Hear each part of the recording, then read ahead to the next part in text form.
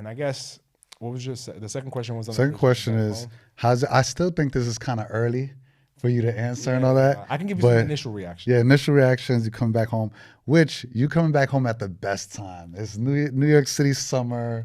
You know what I mean? It's amazing right now. It's been a little hot. It's been a little hot. Yeah. But I think for me, and I'm not gonna say like carefully, like, because I don't want to be, not that I'm safe, but I want to be careful about the words that I say so that no one misinterprets what I'm about to say. Yeah. I think part of the reason why also I moved out of the U.S. was because I wanted something different, right? Mm-hmm. Family dynamics. I had was single at the time.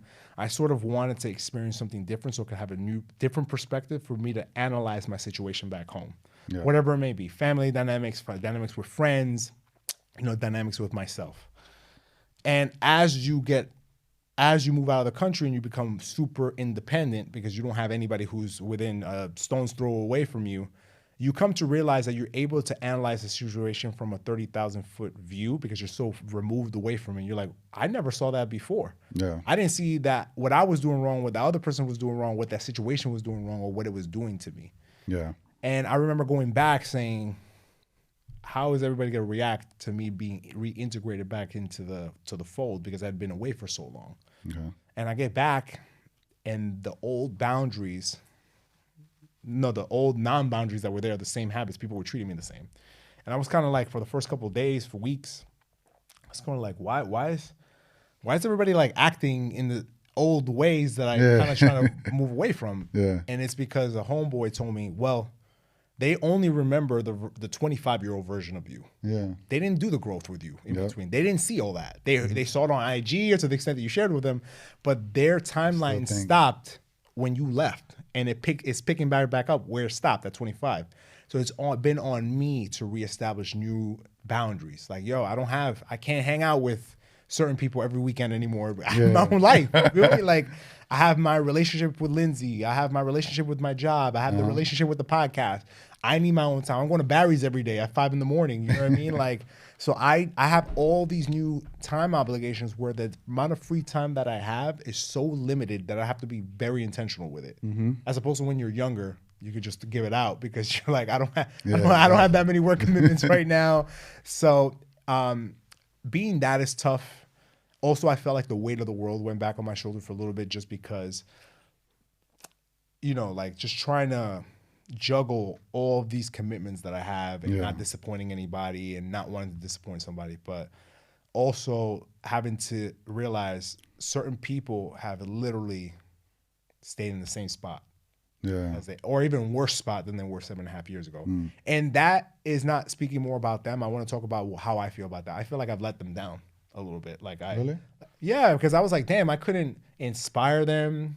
I couldn't maybe I should have spoken to them a little bit more to motivate them a little bit better, right? And because I'm just like, wow, I wanted everybody to do better, right? Or everybody needs to be super wealthy, but I got a question for you. So will you interpret people as being in the same spot and all that?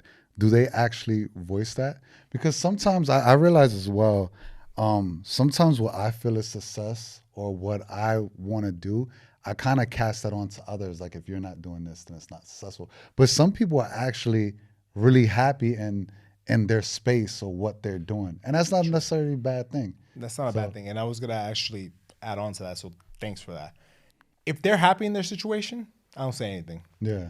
But there's certain things that are going on that objectively a reasonable person, you'd be like, there's no way they could be okay with that. Okay. I'm not talking about they're not making $500K, right? Yeah. I'm not saying that, right? Yeah.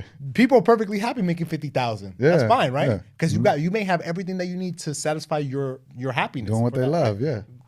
But if you're in massive credit card debt, or you're in bankruptcy, or you don't got no food in your refrigerator, those aren't even the basics that a reasonable person needs in their life. I'm not saying that's anybody's situation in my life. I'm just giving you examples as to wow, this person's drowning with all this. How could you be so happy all the time, right? Or how could you be content with where you're at in your life? I want more for you, but you can't want more for somebody else than they want for themselves, right? Yeah. And I think that for that, it's just sort of been very hard for me to transition from that phase. Transitioning back to New York is fine. That's easy. Transitioning back with my girl, that's easy. We've been together for so long. Transitioning back with certain friends has been easy, but it's like maybe recreating boundaries that I didn't have before, and people for people to respect them. Because I need them to know that, hey, like, I have other obligations now, and maybe what am I going to talk to certain people about? Like, we have nothing in common anymore.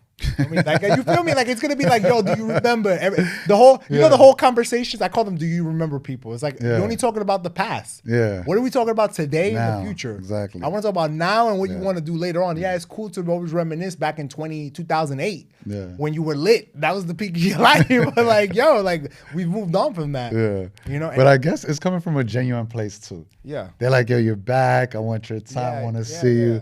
So it's all genuine, but I get what you're saying. Like, you know, where's the growth? Sometimes they still smoking a hookah on the fire escape. You feel me? Like, come on, we moved on from that. We moved on that. Can we go to the lounge? We can go to Gitano. We can go to Dykeman. Like, we don't need all that anymore. Oh, man. But on a lighter note, Yeah. it's been an amazing transition.